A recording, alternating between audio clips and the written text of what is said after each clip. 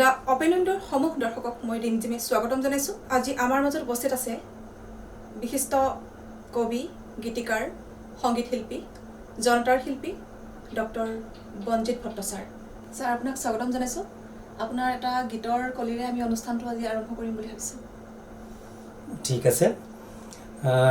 Jayate open উইণ্ডৰ সমূহ দৰ্শক শ্ৰোতাক মই ওলগ যাচিছোঁ আৰু আমাক আজি এই মঞ্চখনত সুবিধা প্ৰদান কৰাৰ কাৰণে আটাইকে মই শলাগ লৈছোঁ।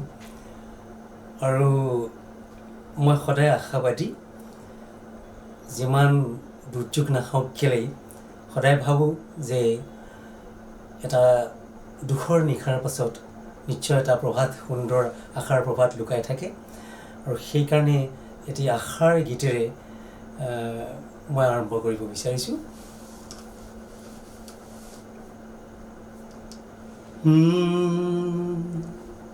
আকৌ নতুন প্ৰভাত হ'ব, কালি ৰাতি নাথাকিব, নিউ নিউ কৰা ফেঁচাৰি চিঞৰি শিয়ালৰ ৰাও আঁতৰিব। আকৌ নতুন প্ৰভাত হ'ব, কালি ৰাতিয়ে নাথাকিব, অন্ধকাৰৰ ডাইনী ভূতৰ বক্ষ পোহৰে বিদাৰিব।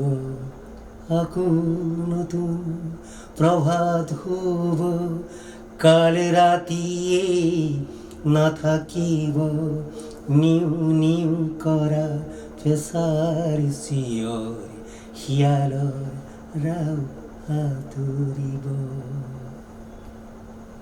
শৈশৱৰ পৰা বৰ্তমানলৈকে যিটো জীৱন পৰিক্ৰমা, সেই বিষয়ে আমি জানিব বিচাৰিম।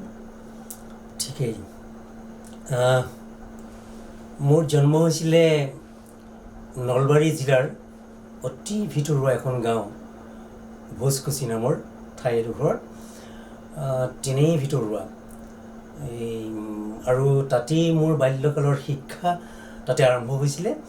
আৰু সেই সময়ত আমি MV স্কুলত পঢ়িছিলোঁ আৰু তাতেই ওচৰৰে হাইস্কুল এখনত মই মেট্ৰিক পাছ কৰিলোঁ 1974। আৰু তাৰ পাছত পোনে পোনে কটন কলেজলৈকে আহিলোঁ। কটন কলেজত পঢ়িলোঁ। তাৰ পাছত লাহে লাহে শিক্ষা আগবাঢ়ি গৈ আছে। আৰু এটা সময়ত 1982-83 সময়ত গুৱাহাটী বিশ্ববিদ্যালয়ৰ পৰা মই প্ৰাণীবিদ্যাত মোৰ মাষ্টাৰ্ছ কৰিলোঁ। আৰু তাৰ পাছত সেইটো জুই লগা সময়, সেই সময়ত খুব আন্দোলনৰ প্ৰকোপ, গতিকে আমাৰ কিছু শিক্ষাবৰ্ষ লছো হৈছিলে। আৰু তাৰ পাছত লাহে লাহে লাহে লাহে আহি বিভিন্ন ধৰণৰ পৰিক্ৰমাৰ মাজেৰে এটা সময়ত কিছুদিন বিৰতিৰ পাছত মই 1989ত ধেমাজি আহিলোঁ। ধেমাজি কলেজত জইন কৰিলোঁ এগৰাকী শিক্ষক হিচাপে। আৰু সেই 89ৰ পৰা সুদীৰ্ঘকাল শিক্ষকতা কৰি, ধেমাজি মহাবিদ্যালয়ত শিক্ষকতা কৰি যোৱা 1919 চনৰ 31 মাৰ্চ তাৰিখে মই ধেমাজি মহাবিদ্যালয়ৰ পৰা অৱসৰ ল'লোঁ। আৰু অৱসৰৰ সময়ত ধেমাজি মহাবিদ্যালয়ৰ উপাধ্যক্ষ পদৰ পৰা মই অব্যাহতি ল'লোঁ। আৰু এনেকৈ আহি এটা সুদীৰ্ঘকাল ধেমাজিতে থাকিলোঁ 1989ৰ পৰা। যদিও এটা কথা কৈ মই ভাল পাওঁ, মোৰ জন্মস্থান যদিও নলবাৰী জিলাৰ সেই ঠাইখন আছিলে, তাক লৈ মই অহংকাৰ কৰোঁ যে মোৰ সেইখন জন্মস্থান। কিন্তু মই এতিয়া আহি 89ৰ পৰা এতিয়ালৈকে ধেমাজিৰ সমাজৰ লগত, বৃহৎ সমাজখনৰ লগত মই ইয়াত বাস কৰিলোঁ, স্থায়ীভাৱে বাস কৰিলোঁ। আৰু ধেমাজিৰ এই সমাজ জীৱনৰ লগত মই সম্পৃক্ত হৈ গ'লোঁ। আৰু সেয়ে মই কৈ ভাল পাওঁ যে এতিয়া যদিও মোৰ জন্মস্থান ভোজকুচিখন মোৰ অহংকাৰ আছিলে, মোৰ কিন্তু ধেমাজিখন স্বাভিমান। ধেমাজিৰ বায়ু, মাটি, পানী, সমাজ জীৱনৰ লগত মই নিজকে সম্পৃক্ত কৰি লৈছোঁ। আৰু ধেমাজিক লৈ এতিয়া ধেমাজি মই এটা অভিমান হিচাপে মই বুকুত লৈ কৰি পৰিছোঁ। হয়, ধন্যবাদ ছাৰ। আমি পুনৰ এটি গীতৰ মাজলৈ যাব বিচাৰিছোঁ। ছাৰৰ কণ্ঠত আৰু এটি গীত আমি শুনিব বিচাৰিছোঁ। গীত বুলি কওঁতে আচলতে এনেকুৱা হয়, গীত ভাল পাওঁ। মই এটা কথা কৈ ল'লে ভাল পাম। যিটো সময়ত আমি যিটো সময়ত আমি জন্মগ্ৰহণ কৰিছিলোঁ, সেই সময়ত আনুষ্ঠানিকভাৱে এনেকৈ সংগীতৰ শিক্ষা লোৱাটো অতি দুৰূহ আছিলে। গতিকে আমি সেই সময়ত আমাৰ শৈশৱত বা কৈশোৰৰ সময়ত আমি তেনেকুৱা আনুষ্ঠানিকভাৱে আজিকালিৰ নিচিনাকৈ সংগীতৰ বিদ্যালয় বা শিক্ষানুষ্ঠানত সংগীতৰ অনুষ্ঠানত আমি শিক্ষা ল'ব পৰা নাছিলোঁ। কিন্তু আমাৰ আমি মা দেউতাক আই পিতা বুলি কওঁ, তেওঁলোকৰ এই নামঘৰৰ মাত কথা, গীত মাত বা নামঘৰবিলাকৰ যিটো চৰ্চা সেই সময়ৰ, সেইবিলাকৰ আমাক এটা সুৰীয়া এটা সেই সময়ত এটা আমাৰ চিন্তা এটা সোমাই গৈছিলে। আৰু পৰৱৰ্তী সময়ত যেতিয়া আমি স্কুল পৰ্যায় পালোঁ, কলেজ পৰ্যায় পালোঁ, তেতিয়া স্বাভাৱিকভাৱে বিভিন্ন এই অনুষ্ঠানবিলাকত এটা অংশগ্ৰহণ কৰাৰ সুযোগ পালোঁ। আৰু আহি এটা সময়ত সংগীতটো মোৰ নিচা হৈ পৰিলে। আৰু এনেকৈ আহি ধেমাজিলৈ যেতিয়া আহিলোঁ, তেতিয়া মই গান চান গাওঁ, গীত চিত গাওঁ, লিখা মেলাও কৰোঁ। আৰু এটা সময়ত মই ডিব্ৰুগড় অনাতাঁৰ কেন্দ্ৰত মই নিয়মীয়া শিল্পী হিচাপে স্বীকৃতি পালোঁ। আৰু গানৰ প্ৰসংগলৈ আহোঁতে মই এটা কথা ক'ম যে সেই ডিব্ৰুগড় অনাতাঁৰ কেন্দ্ৰৰ যোগে প্ৰচাৰিত হোৱা এটা বিশেষ গীত মই খুবেই ভাল পাওঁ। আৰু গীতিকাৰ আছিলে বিনোদ পাঠক, আৰু সুৰ কৰিছিলে উত্তৰ গুৱাহাটীৰ চমুৱা নামৰ এজন মানুহে। গতিকে সেই গীতটো মই অকণমান এষাৰি গুণগুণাই দিছোঁ।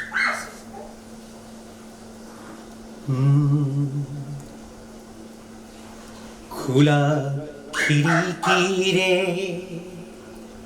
এমুঠি জোনাক সিঁচি দিলে আহি জোনে, নিজম ৰাতি নিজম প্ৰহৰ মই হাৰে আছো গোপনে, মই হাৰে আছো গোপনে, মই হাৰে আছো গোপনে। খোলা খিৰিকীৰে এমুঠি জোনাক সিঁচি দিলে আহি জোনে, নিজম ৰাতি নিজম প্ৰহৰ মই হাৰে আছো গোপনে, মই হাৰে আছো গোপনে। শুকুলা মেঘৰ জোনৰ লুকা ভাকু মোৰ হৃদয়ত কাৰুণে, জানো মই হাৰে আছো খিৰিকী মুখত মাথো তোমাৰ বাবে, মাথো তোমাৰ বাবে। খোলা খিৰিকীৰে এমুঠি জোনাক সিঁচি দিলে আহি জোনে, নিজম ৰাতি নিজম প্ৰহৰ মই হাৰে আছো গোপনে, মই হাৰে আছো গোপনে। ছাৰ, আপোনাৰ বাল্যকালত ঘটি যোৱা এনেকুৱা এটা স্মৰণীয় ঘটনা, যিটো ঘটনাৰ কথা আপোনাৰ আজিও মনত পৰে, এনেকুৱা কিবা ঘটনা আছে নেকি আপোনাৰ? ঠিকেই। মই কৈছোঁ, আগতে উল্লেখ কৰিছোঁ যে আমি বাল্যকালটো এখন অতি ভিতৰুৱা নামনি অসমৰ গাঁও এখনত আমি বাল্যকাল কটাইছিলোঁ। আৰু তেতিয়া আমাৰ কি হয় যে গোটেই সন্ধিয়া হ'লেই নামঘৰ কেন্দ্ৰিক এটা আনুষ্ঠানিকতা থাকে। তাত আমি সৰু ল'ৰা ছোৱালীৰ পৰা আদি কৰি গাঁৱৰ বুঢ়া মেথা সকলোবোৰ লগ লাগে। আৰু সেই সময়ত মই এটা স্মৰণীয় ঘটনা মই এতিয়া অতি মনত থাকে। আমি সিদিনাখন বোধ কৰোঁ দামোদৰ দেৱৰ তিথি আছিলে, আৰু তাত নাম প্ৰসংগ চলি আছিলে। গতিকে আমি সেই নামঘৰৰ চোতাল এখন আছে, মোৰ এতিয়াও মনত আছে, আহঁত গছ এজোপা আছিলে ডাঙৰ, তাৰ তলত আমি আমাৰ যিটো নাম প্ৰসংগ চলি থাকে, আমি সৰু সৰু ল'ৰা ছোৱালীবিলাক তাত তলত গৈ পেলাই খেলোঁ। আৰু সেই সময়ত খেলি থাকোঁতে মোৰ সহপাঠী এগৰাকী, মোৰ নাম এতিয়া মনত আছে, ফণীধৰ পাঠক, মই ক'ম তেওঁৰ লগত খেলি আছিলোঁ। খেলি থাকোঁতে কি হ'ল, বাল্যকালৰ কথা, দুয়োটাৰ মাজত আমাৰ অকণমান কাজিয়া লাগিল আৰু সেই কাজিয়াতে অলপ দুষ্টামিও আছিলে। মোৰ হাতেৰে তেওঁৰ গাৰ চোলাটো ফাটি গ'ল মানে এনেকুৱা হ'ল, খুব কান্দিলে, ময়ো কান্দিলোঁ। আৰু সেই সময়তে নামঘৰত থকা মোৰ বাইদেৱে আহি দুয়োটাকে বুজাই পেলাই এই দুয়োটাকে সন্মান কৰালে, কৰি পেলাই দুয়োটাকে সেই নামঘৰ চোতালতে দুয়োটাকে আমাক সখা পাতি দিলে। আজিকালি এই সখা মানে এনেকুৱা পৰম্পৰাটো আজিকালি নাই। সেই সময়ত মই গাঁৱত দুয়োটাৰ মাজত সখা পাতি দিলে আৰু সেই সখাটো আমি নামনি অসমৰ সখী বুলি কওঁ। সেই সখাটোৰ সম্পৰ্কটো সেই ফণীধৰ পাঠক নামৰ সেই মোৰ সহপাঠীজনৰ লগত আজি পৰ্যন্ত মোৰ আছে। আৰু এতিয়া মই ইয়াত ধেমাজিত থাকিলোঁ, তেওঁ দেৰগাঁৱত এতিয়া এই পুলিচ বিভাগত তেওঁ চাকৰি কৰি আছে। আৰু আজি কেইবছৰমান আগতে দেৰগাঁৱৰ পৰা তেওঁ আহি মোৰ ইয়াত, সেই পুৰণি সখা মোৰ ইয়াত আহি তেওঁ এসাঁজ একেলগে ভাত খাই গৈছে। গতিকে এই যে সৰু সৰু কথাবিলাক, বাল্যকালৰ সৰু কথা, এটা যে সৰু ঘটনাৰ পৰা যে সম্পৰ্ক এটা হ'ল, এটা যে আত্মিক সম্পৰ্ক এটা হ'ল, সেই কথাটো ভাবি পেলাই মই আজিৰ পটভূমিত সেই কথাটো লৈ পেলাই মই নিজে ৰোমাঞ্চিত হৈ পৰোঁ, পুলকিত হৈ পৰোঁ। আৰু এটা প্ৰশ্ন কৰোঁ ছাৰক, ছাৰৰ জীৱনলৈ প্ৰেম আহিছিল নে? মই এটা কথা কৈ এতিয়াও ভাল পাওঁ যে আজিৰ তাৰিখলৈকে মই এজন দুৰ্দান্ত প্ৰেমিক। প্ৰেমৰ বিষয়বস্তু মোৰ ভিন্ন ধৰণৰ হয়। আৰু তুমি যি কথা সুধিছা, নিশ্চয় এই অন্য ধৰণৰ প্ৰেমৰ কথা কৈছা। সেই ধৰণৰ প্ৰেমটো সঁচাকৈ আছিলে। আৰু স্কুল পৰ্যায়ততো এটা সুকীয়া, কলেজ পৰ্যায়ত যিটো গাভৰুসকলৰ লগত, সুন্দৰীসকলৰ লগত যিটো চাক্ষুষ হেৰি আৰু যিটো পুলক, সেই পুলকটো সাধাৰণ এজন কিশোৰ হিচাপে বা যুৱক হিচাপে স্বাভাৱিকভাৱে মোৰ জীৱনলৈকে আহিছিলে। কিন্তু সেই প্ৰেমটোক মই এতিয়াও ধৰি ৰাখিছোঁ, কিন্তু বিভিন্ন দৃষ্টিভংগীৰে সেই প্ৰেমক মই এতিয়াও জীয়াই ৰাখিছোঁ। আৰু প্ৰেমটো মোৰ এটা অতিশয় প্ৰিয়তম বিষয় আজিও। সেইকাৰণে মই নিজকে এজন দুৰ্দান্ত প্ৰেমিক বুলি মই এতিয়াও ভাবোঁ। পুনৰ এটি গীতৰ মাজলৈ যাব বিচাৰিছোঁ।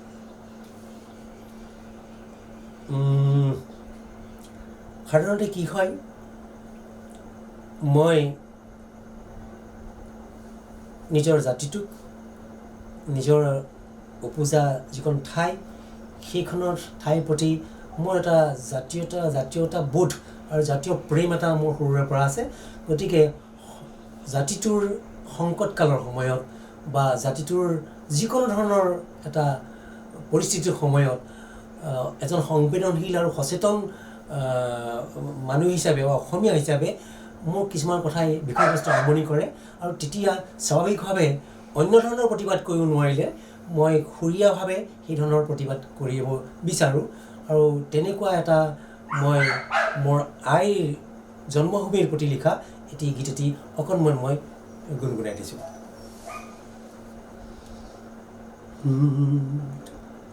কলিজাত একুৰা বেদনাৰ জুই, আই মই নোৱাৰো থাকিব শুই। কলিজাত একুৰা বেদনাৰ জুই, আই মই নোৱাৰো থাকিব শুই। ৰণৰ সাজেৰে ওলালো আজি, সতৰু নাশুগৈ ৰণুৱা সাজি। কলিজাত একুৰা বেদনাৰ জুই, আই মই নোৱাৰো থাকিব শুই।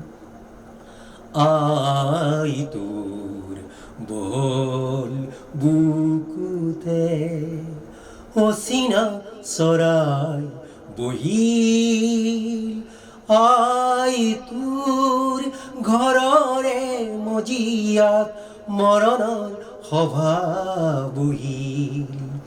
নোৱাৰো সহিব কলিজাৰ আই এনুয়া যাতনা নীৰবে সাই এনুয়া যাতনা নীৰবে সাই দূৰণি ৰণসিঙা উঠিছে বাজি যুঁজলৈ ওলালো ৰণুৱা সাজি কলিজাত একোৰা বেদনাৰ জুই আই মই নোৱাৰো থাকিব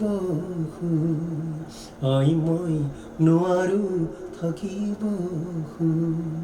আই মই নোৱাৰো থাকিব সাহিত্য চৰ্চাৰ প্ৰতি আপোনাৰ যি অনুৰাগ সেই অনুৰাগ আপোনাৰ কেতিয়াৰ পৰা জন্ম হ'ল ঠিকেই আচলতে মই যদিও আমি একেবাৰে খুব ভিতৰুৱা গাঁও এখন জন্মগ্ৰহণ কৰিছিলোঁ মোৰ দেউতা মোৰ পিতা তেওঁ এগৰাকী খুব কৃতি শিক্ষক খুব আদৰ্শৱান শিক্ষক আছিলে আৰু আমি যৌথ পৰিয়ালৰ মাজত ডাঙৰ হোৱা আৰু সেই সময়তে আমাৰ দেউতাই মানে পিতাই আৰু মোৰ আই বা মা তেওঁ সেই সময়ৰে MV পাছ কৰা আছিলে চাকৰি কৰা নাছিলে কিন্তু পঢ়া শুনা আগ্ৰহী আছিলে গতিকে স্বাভাৱিকভাৱে মোৰ ঘৰখনত পিতাই সেই তাহানিখনতে এটা গ্ৰাম্য ঘৰত পুথিভঁৰাল এটা নিৰ্মাণ কৰিছিলে আৰু সেইটো হৈছিলে ভট্টাচাৰ্য পুস্তকালয় বুলি এটা পুথিভঁৰাল কাঠৰ আলমাৰী এটা আছিলে মোৰ মনত আছে তাত বিভিন্ন ধৰণৰ কিতাপ আছিলে গতিকে কি শৈশৱৰে পৰা কিতাপ পঢ়া সেই অনুৰাগটো মোৰ তেতিয়াৰ পৰা হৈছিলে আৰু দেউতাই খুব নাটক লিখিছিলে আৰু সৰু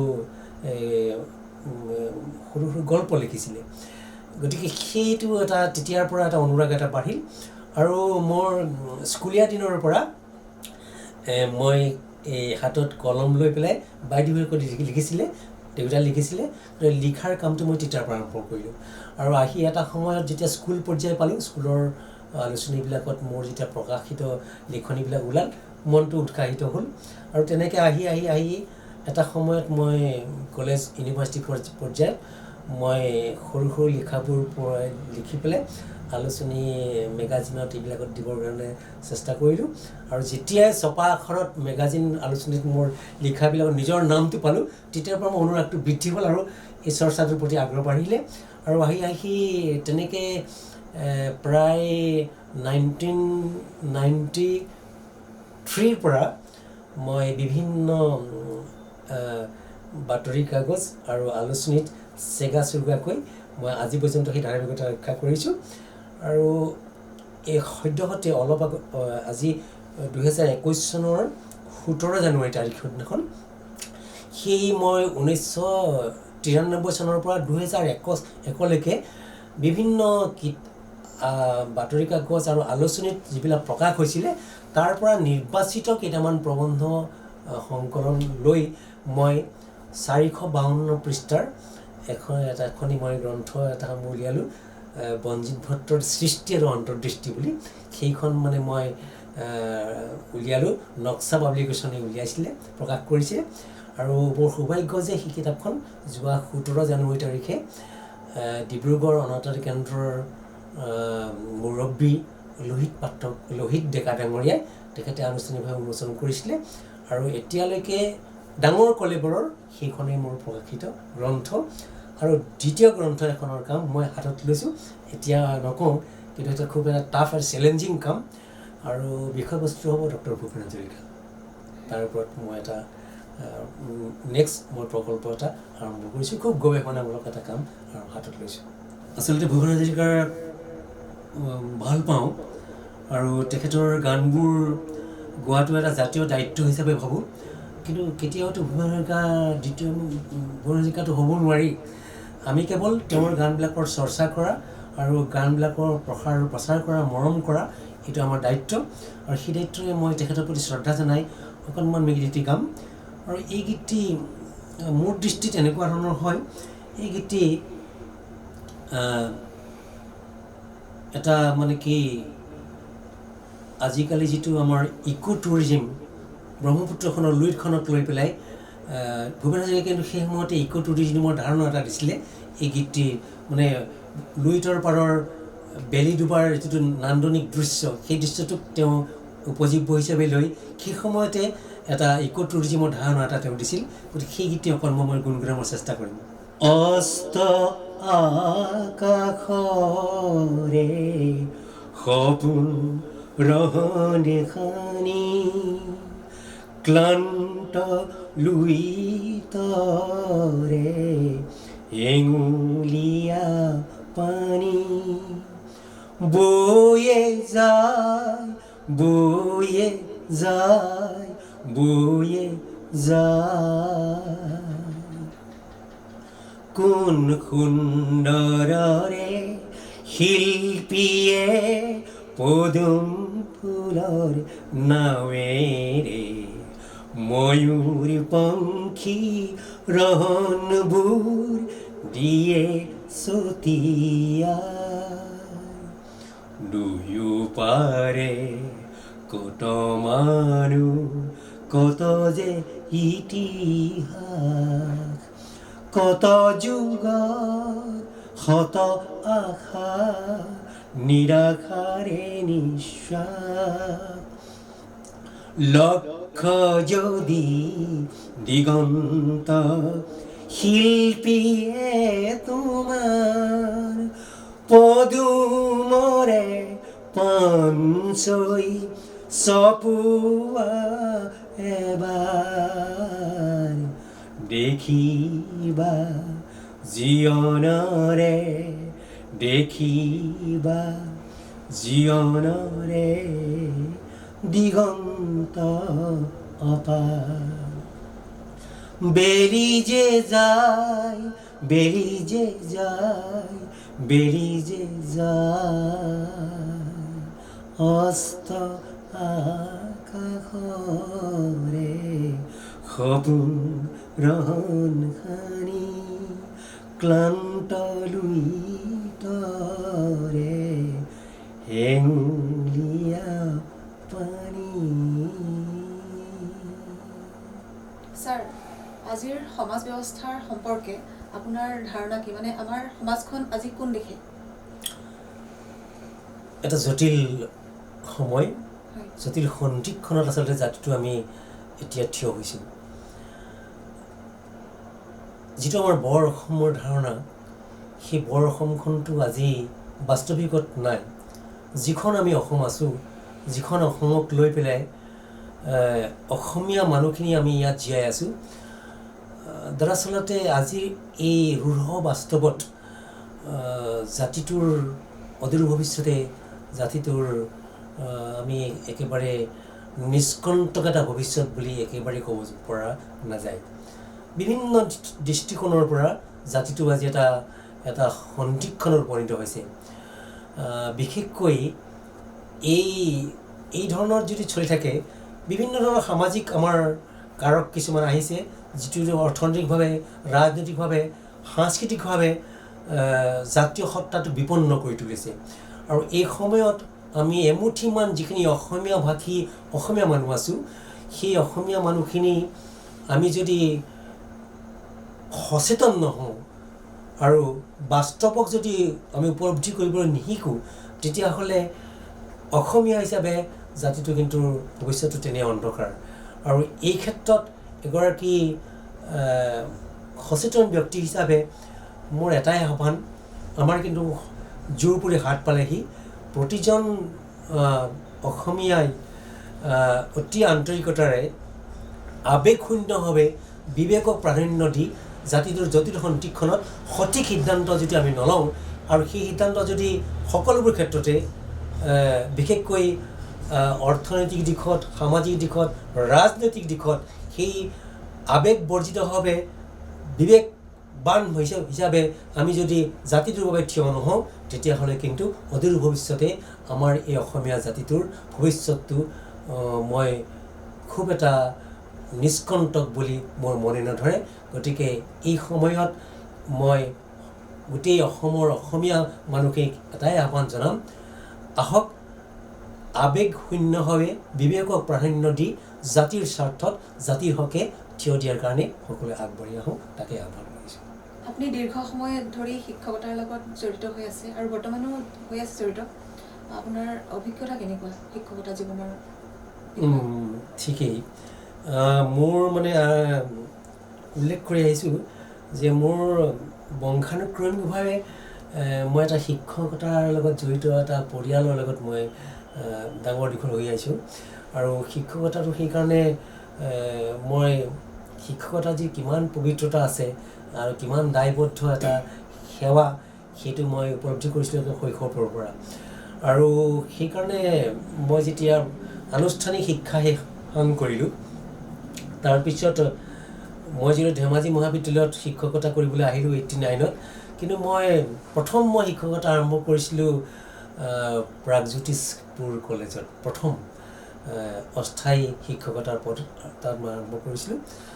পাছত মই স্থায়ী শিক্ষকতাৰ পদটো পাই মই ধেমাজিলৈকে আহিলোঁ। আৰু ধেমাজিত আহি মই শিক্ষকতাটোক আচলতে মই খুব আন্তৰিকতাৰে মই উপভোগ কৰিলোঁ। ইয়াত উপভোগ কৰা বুলি কাৰণে কৈছোঁ যে ইয়াত আহি পেলাই বহুতে কয় যে ধেমাজি এখন বান বিধ্বস্ত পিছপৰা ঠাই, কিন্তু মোৰ দৃষ্টিত ধেমাজি সেই তাহানিখনৰ পৰা এতিয়ালৈকে ধেমাজিখন কোনো কাৰণতেই বৌদ্ধিকভাৱে বা সাংস্কৃতিকভাৱে কেতিয়াও কিন্তু পিছপৰা নহয়। অকল বানপানীৰ দোহাই দি পেলাই বাহিৰৰ পৃথিৱীখনে ধেমাজিক এখন আওহতীয়া ঠাই বুলি ভাবে, কিন্তু ইয়াত যিখিনি সাহিত্য সংস্কৃতি মানুহৰ যিটো চৰ্চা আছে বা বৌদ্ধিক যিটো চৰ্চা আছে, সেইটো অতিশয় উচ্চ খাপৰ। আৰু সেইকাৰণে ইয়াৰ শিক্ষকতা কৰি যিসকল মই ছাত্ৰ সমাজ পালোঁ, অভিভাৱকসকল পালোঁ, তেখেতসকলৰ লগত মই এইটো কাৰণেই ভাল পালোঁ যে প্ৰত্যেকেই শিক্ষা গ্ৰহণৰ ক্ষেত্ৰত সকলোৰে এটা আগ্ৰহ আছে। আৰু এই তথাকথিত যিটো আধুনিকতাৰ এটা বেপেৰুৱা ৰূপ, সেইটো ধেমাজিলৈকে সাংঘাতিক ধৰণে অহা নাই।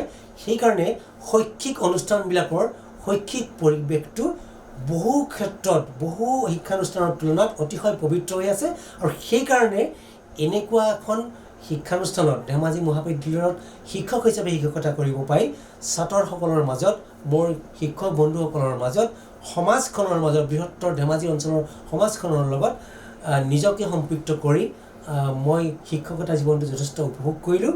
আৰু সেই উপভোগৰ মাজেৰেই মোৰ অজস্ৰ শিক্ষাৰ্থীসকলৰ মাজত, মোৰ শিক্ষকসকলৰ মাজত কটাই এটা সময়ত মই অৱসৰ ল'লোঁ। আৰু ধেমাজি ৰাইজৰ মৰমৰ দাবীত পুনৰ কলেজৰ পৰা অৱসৰ লৈও আৰু এতিয়া এখন মই বেচৰকাৰী শিক্ষানুষ্ঠানৰ লগত এতিয়াও সেই কণ শিক্ষাৰ্থীসকলৰ লগত মই জড়িত হৈ আছোঁ। আৰু শিক্ষকতাক মই এতিয়াও আন্তৰিকতাৰে উপভোগ কৰি আছোঁ। আৰু মই বিচাৰোঁ যে ধেমাজিৰ শৈক্ষিক পৰিৱেশটোৰ লগত নিজকে মই জড়িত কৰাই মই যাতে সুদীৰ্ঘ মোৰ আমৃত্যু মই যেন এই ধাৰাটো, শিক্ষকতা ধাৰাটো, কাৰণ শিক্ষকতাটো এনেকুৱা বৃত্তি য'ত শিক্ষকো হ'ব লাগে আৰু শিক্ষাৰ্থী হ'ব লাগে। আৰু মই কৈ ভাল পাওঁ যে আজিও যদিও মই শিক্ষকতা কৰিলোঁ, আজিও মই নিজকে এজন শিকাৰু হিচাপে আজিও মই ন কথা শিক্ষাৰ্থীসকলৰ পৰা শিকোঁ, সমাজখনৰ পৰা শিকোঁ, লগৰ সহকৰ্মীৰ লগত শিকোঁ। গতিকে এনেকৈ শিকাৰু আৰু শিক্ষক দুইটাৰ সংমিশ্ৰণত শিক্ষকতাৰ পবিত্ৰতাটো মই উপভোগ কৰি আছোঁ আৰু আমৃত্যু তাক উপভোগ কৰিম বুলি মই নিজকে পণ লৈছোঁ, যদিহে মোক শৰীৰে আমনি নকৰে। মই এটা বিশেষ গীতৰ কথালৈ আহিছোঁ।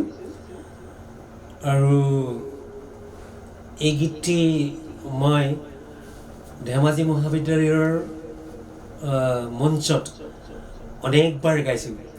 আৰু আজিও মোৰ যিসকল সেই সময়ৰ শিক্ষাৰ্থী আছিলে, সেই শিক্ষাৰ্থীসকলে যেতিয়াই মোক লগ পায় বিভিন্ন মঞ্চত, তেতিয়াই তেওঁলোকে সেই গীতটি মোক অনুৰোধ কৰে। আৰু সেই গীতটি মই নিজেও গাই মানে যথেষ্ট আনন্দিত হৈ উপভোগ কৰোঁ। অতি বিখ্যাত গীত, ভাগ্য চিনেমাখনৰ। মই অকণমান সেই গীতটি গাবৰ কাৰণে অকণমান প্ৰয়াস কৰিম।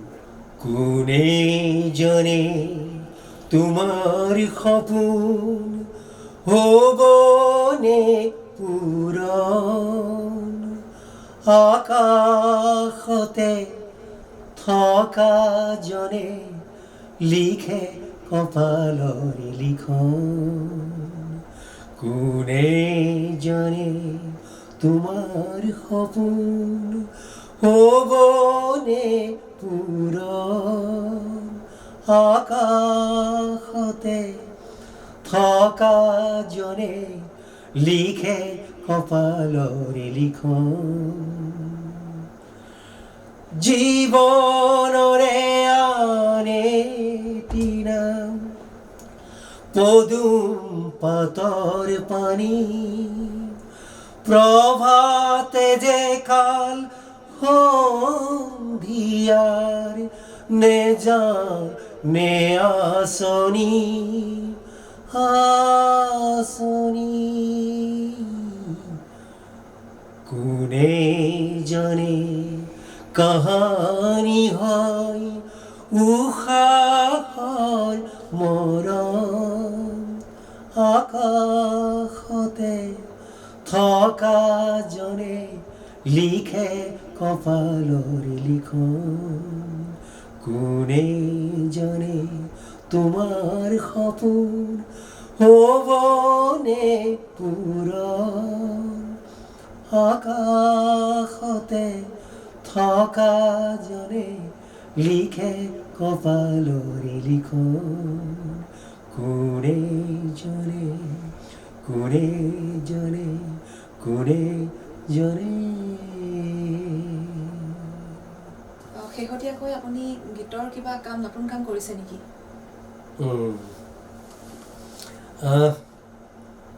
শেহতীয়াভাৱে মানে একচুৱেলি কি হৈছে এই যে লকডাউনৰ পিৰিয়ডত মই ভালেকেইটা কাম কৰিলোঁ ভালেকেইটা কাম কৰা বুলি এইকাৰণে কৈছোঁ বহুতকেইটা গান লিখিলোঁ কৰিলোঁ সৰু চুটি এখন মানে ছবি এখনো কৰিলোঁ আৰু অতি সাম্প্ৰতিকভাৱে মই মোৰ এগৰাকী সেই সময়ৰ সহকৰ্মী এতিয়া অৱসৰপ্ৰাপ্ত দীননাথ লাহন তেওঁ সুন্দৰ সুন্দৰ বনগীত কেইটামান লিখিলে আৰু সেই বনগীত মই সদ্যহতে কেইটামান কৰিলোঁ এই তেখেতৰে এটি বনগীত মই ইউটিউবত ৰিলিজ কৰিছোঁ ৰাইজৰ কাৰণে আগবঢ়াই দিছোঁ সেই গীতটি মই অকণমান গুণগুণাই দিছোঁ সিদিখনৈ ঘাটতে জেঠৰে পুৱাতে বেলিতি আহিছে উঠি সিপাৰলে বুলি খোজ মই পেলালোঁ পানী জুলিতে নামিও মইনা পানী জুলিতে নামি সিদিখনৈ পাৰতে জেঠৰে পুৱাতে বেলিতি আহিছে উঠি সিপাৰলে বুলি খোজ মই পেলালোঁ পানী জুলিতে নামিও মইনা পানী জুলিতে নামি ও মইনা কেঁচা সোণ নৈৰে পাৰতে ও মইনা কেঁচা সোণ এহালি চৰায়ে আছিলে বালিতে খেলি তালৈকে চাওঁতে তোমাকোন দেখিলোঁ আছিলা কাপোৰ সাজ মেলি ও মইনা কেঁচা সোণ যোৱাগৈ ও মইনা কেঁচা সোণ ঘৰলৈ যোৱাগৈ মোকে সোণ মনতে লৈ ময়ো সোণ যাওঁগৈ হালেখন ধৰোগৈ পিতাই আছে বাটত ৰৈও মইনা পিতাই আছে বাটত ৰৈও মইনা পিতাই আছে বাটত নিশ্চয় আচলতে কি হয় মোৰ হয়তো আনৰ লগত হয়তো নিমিলিব মই আজিৰ যুৱ প্ৰজন্মৰ প্ৰতি অতিশয় মই আশাবাদী এইকাৰণেই যে আজিৰ যুৱক যুৱতীসকল তেওঁলোকৰ অতিশয় প্ৰতিভাধৰ বুলি মোৰ বিবেচনা হয় আৰু তাহানিখনৰ যি ধাৰণা আছিলে আমি ভাবিছিলোঁ যে সৃষ্টিশীল মানুহবিলাক হয়তো তেনেকৈ ধৰণৰ বিশেষ ধৰণৰ তেওঁলোকৰ জন্ম হয়, কিন্তু আজিকালি ধাৰণাটো সম্পূৰ্ণ বেলেগ হৈছে যে আচলতে আজিৰ ধাৰণাই কৈছে যে প্ৰতিজন শিশুৱে এটা সৃষ্টিশীল মনৰ অধিকাৰী হৈ তেওঁলোকে জন্মগ্ৰহণ কৰে। গতিকে মোৰ দৃষ্টিৰে এই যুৱক যুৱতীসকল প্ৰত্যেকেই তেওঁলোকৰ নিজৰ নিজৰ প্ৰতিভা তেওঁলোকৰ আছে, কিন্তু সেই প্ৰতিভাসমূহক বিকশিত কৰাৰ কাৰণে আমি হয়তো এখন তেওঁলোকক মঞ্চ দিব পৰা নাই, আৰু তেওঁলোকৰ প্ৰতিভাক আমি হয়তো চিনাক্ত কৰিব পৰা নাই, তেওঁলোকৰ প্ৰত্যুৎসাহিত কৰিব পৰা নাই। মই ভাবোঁ যে আমি যদি পৰিৱেষ্টিত সমাজখনে এই যুৱক যুৱতীসকলৰ প্ৰতিভাসকলক সঠিকভাৱে চিনাক্ত কৰি তেওঁলোকক যদি প্ৰত্যুৎসাহিত কৰোঁ, তেতিয়াহ'লে মই ভাবোঁ যে প্ৰতিগৰাকী যুৱক যুৱতীৰ মাজত থকা যিটো সৃষ্টিশীল যিটো মানসিকতা, তেওঁলোকৰ যিটো প্ৰতিভা, সেই প্ৰতিভাটোৰে তেওঁলোকে নিজকে বিকশিত কৰাৰ উপৰিও তেওঁলোকে সমাজখনৰ কাৰণে একোটা এটা সম্পদ হৈ উঠিব। গতিকে মই যুৱক যুৱতীসকলক মই এটাই আহ্বান জনাম, try to pay respect yourself first. তোমালোকে নিজক তোমালোকে সন্মান কৰিবলৈ শিকা, তেতিয়া দেখিবা যে তোমালোকৰ নিজৰ ভিতৰত একো এটা প্ৰতিভাদৰ এজন তোমাৰ সত্তা এটা তোমাৰ নিজৰ ভিতৰতে আছে। গতিকে নিজক তোমালোকে চিনি পোৱাৰ কাৰণে তোমালোকে ব্ৰতী হোৱা, নিজক চিনাৰ কাৰণে যত্ন কৰা, তেতিয়া দেখিবা যে তোমালোকৰ প্ৰত্যেকৰ মনতেই তোমালোকৰ মাজতো একো এটা বিভিন্ন ধৰণৰ বিভিন্ন ৰাস্তাৰ বিভিন্ন পথৰ প্ৰতিভা তোমালোকৰ কাৰণে ৰৈ আছে। সেই প্ৰতিভাটোক সদ্ব্যৱহাৰ কৰা। প্ৰথম কথা হ'ল ড'ন্ট চেল্ফ এষ্টিম যিটো তাক প্ৰাধান্য দিয়া, চেল্ফ এবিউজক কৰি নিজকে ধ্বংস নকৰিবা। চেল্ফ এষ্টিমটো প্ৰাধান্য দি তোমালোকে নিজৰ ভিতৰত থকা প্ৰতিভাখিনিক উদঙাই দিবৰ কাৰণে তোমালোকে প্ৰচেষ্টা ব্ৰতী হোৱা। হতাশ নহ'বা, বি পজিটিভ। সদায় তোমালোকে নেতিবাচক কথাবিলাক বাদ দিবা, সদায় পজিটিভ চিন্তাৰে সংঘৰ পৃথিৱীখনত চাব বিচাৰিবা, নিজক চাব বিচাৰিবা। তোমালোকৰ নিশ্চয় এদিন মংগল হ'ব, সমাজখনো তোমালোকৰ কাৰণে উপকৃত হ'ব। ইমান ব্যস্ততাপূৰ্ণ জীৱনৰ মাজৰ পৰা অলপ সময় আমাৰ কাৰণে উলিয়াই দিয়াৰ বাবে ছাৰক অশেষ ধন্যবাদ জনাইছোঁ, আৰু লগতে অনুষ্ঠানৰ শেষত আপোনাৰ পৰা এটি বিহুগীত শুনিব বিচাৰিম আমি। ঠিকেই, ময়ো আজি এনেকৈ অকণমান সময় কটাব পাই মই নিজকে মোৰ ভাল লাগিছে। আৰু সঁচাকৈ মই এতিয়া কিছুদিনৰ পৰা কুলিৰ মাত শুনিছোঁৱেই, বহাগ আহি আছে। গতিকে বহাগ যদিও সময় যথেষ্ট বেয়া, তথাপিও বসন্ত ৰৈ নাথাকে, বহাগ আহিছে। মই অকণমান পুৰণি দিনৰ বিহু এফাকি মই অকণমান গুণগুণাম। থুৰিয়াই থুৰিয়াই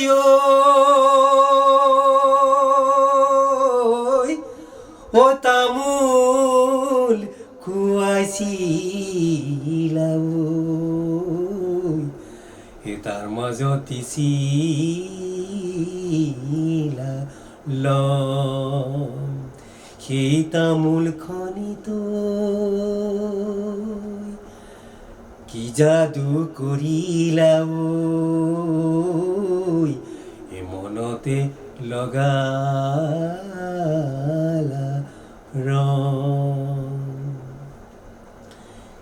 তোলা সোণেৰে মীনা কৰাই কৰাই এমুঠি মই গঢ়াই দিম, মৰম তুমি দিবানে জুৰি জুৰি কৰি, হাতৰে লহৰ গামখাৰু মই আনি দিম, আমাকনো ভাল পাবানে আমাৰনো বিহু তলিত, হ'বা তুমি নাচনি দেহা তোমাৰ লাৱনি, হ'ব বিহু শুৱনি, নাচ নাচনি ময়েনো গধূলিয়া, ময়েনো গধূলিয়া, ৰুণু জুনু জুনু জুনু মাই আজি তোমাৰ গাত চাদৰে নাই, আজি বহাগৰ বিহু তোমাৰ গাত চাদৰে নাই, ৰুণু মাই মৰম লগা নাই, ঐ পিন্ধি আহাগৈ মুগা ৰিহা খোপাত কপৌ ফুল, গাতে পিন্ধিবা ৰঙা চোলাতি হাতত জেতুকাৰ বুল ৰুণুমাই নকৰিবা ভুল ৰুণুমাই নকৰিবা ভুল ৰুণুমাই নকৰিবা ভুল